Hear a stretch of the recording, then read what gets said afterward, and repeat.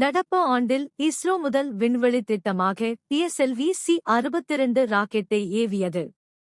ஸ்ரீஹரிகோட்டாவில் உள்ள சதீஷ் தவான் விண்வெளி மையத்தில் இருந்து ஜனவரி 12ஆம் தேதி காலை 10:17 இந்த ராக்கெட் ஏவப்பட்டது. இதில் டிஆர்டிஓவின் EOS-1 அன்வேஷா என்ற செயற்கைக்கோள், ஆயுள்சாட் போன்ற இந்திய செயற்கைக்கோள்கள் அனுப்பப்பட்டன. இது மட்டுமல்லாமல் மொரீஷஸ், நேபாளம் உள்ளிட்ட நாடுகளைச் சேர்ந்த செயற்கைக்கோள்களும் அனுப்பப்பட்டன. இந்நிலையில் ராக்கெட்டை ஏவப்பட்ட சில நிமிடங்களில் தனது பாதையில் இருந்து விலகியது. ராக்கெட்டின் 3ஆம் நிலை கட்டத்தில் ஒரு விலகல் ஏற்பட்டதாகவும் தற்போது தரவுகள் ஆய்வு செய்யப்பட்டு வருவதாக இஸ்ரோ தலைவர் நாராயணன் கூறினார். Attempted PSLV-C-62 EOS-N1 mission. The PSLV is a 4-stage vehicle, and the first stage is solid motor with 2 strap-ons. Second stage is the liquid stage. Third stage is again a solid stage. Fourth stage is a liquid stage. And the performance of the vehicle close to the third stage was as expected and as predicted. And close to the end of the third stage, we are seeing some disturbance in the vehicle. And there was a deviation in the path of the vehicle.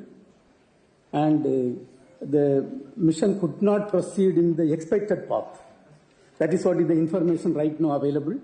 Now we are going through the data, and we have to get the data from all the ground stations. And once the data analysis is completed, we shall come back to you. Thank you.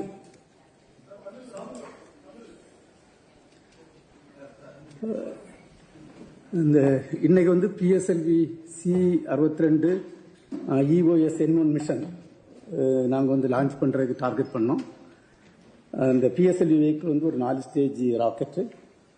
இந்த up to close to the end of the third stage the performance பர்ஃபெக்டாக இருந்துட்டு 3th stage close to end there was a deviation in the path of the vehicle we noted from the data.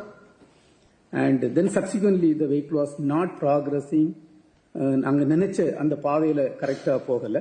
இப்போ டேட்டாலாம் இல்லை ground station நிறைய ground ஸ்டேஷன்லேருந்து data வந்துட்டு இருக்கு. எல்லா டேட்டாயும் analyse பண்ணிட்டு இருக்கோம். அனலைஸ் பண்ணிட்டு உங்களுக்கு திருப்பி வந்து ஃபர்தர் ஸ்டேட்டஸ் அப்டேட் பண்றோம். இந்நிலையில் PSLV-C-62 ராக்கெட் உடன் அனுப்பப்பட்ட ஸ்பெயினைச் சேர்ந்த ஒரு சிறிய செயற்கைக்கோள் அனைத்து எதிர்பார்ப்புகளையும் மீறி விண்வெளியில் இருந்து தகவல்களை அனுப்பியுள்ளதாக அதனை அனுப்பிய ஆர்பிட்டல் பாரடைம் நிறுவனம் தெரிவித்துள்ளது. ஸ்பெயினை தலைமையகமாக கொண்ட ஆர்பிட்டல் பாரடைம் என்ற தனியார் விண்வெளி நிறுவனம் தங்களது கெஸ்ட்ரல் இனிஷியல் டெமோன்ஸ்ட்ரேட்டர் கேட் என்ற சோதனை செயற்கைக்கோள் PSLV-C-62 பயணத்தில் பாதுகாப்பாக பிரிந்து கடுமையான சூழ்நிலைகளையும் தாங்கி பூமிக்கு முக்கியமான தகவல்களை அனுப்பியதாக அறிவித்துள்ளது. சுமார் 25 கிலோ எடையுள்ள கால்பந்து அளவிலான இந்த சிறிய செயற்கைக்கோள் ஜனவரி 12ஆம் தேதி PSLV-C-62 ராக்கெட்டில் இணை செயற்கைக்கோளாக விண்ணில் ஏவப்பட்டது.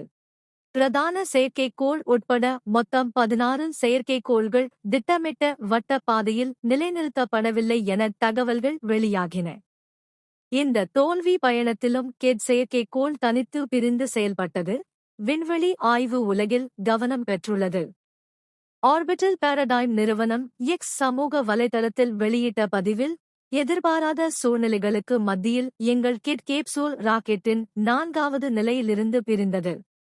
அது இயங்கத் தொடங்கி 3 நிமிடங்களுக்கு மேல் தகவல்களை அனுப்பியது.